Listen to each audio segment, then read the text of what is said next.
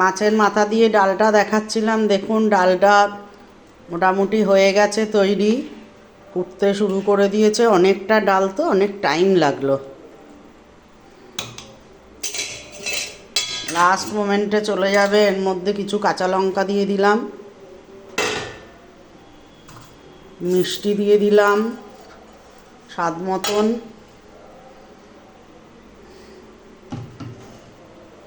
ওপর থেকে দরাজ হাতে ঘি দিয়ে দিলাম,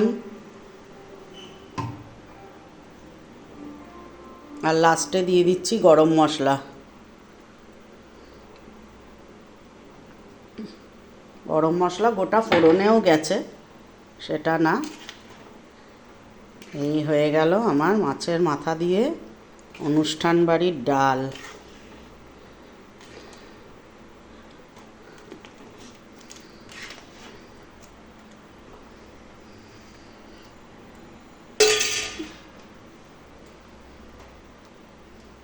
যে মাছের মাথাগুলো দেখতে পাচ্ছেন, মাছের মাথা কাঁটা সব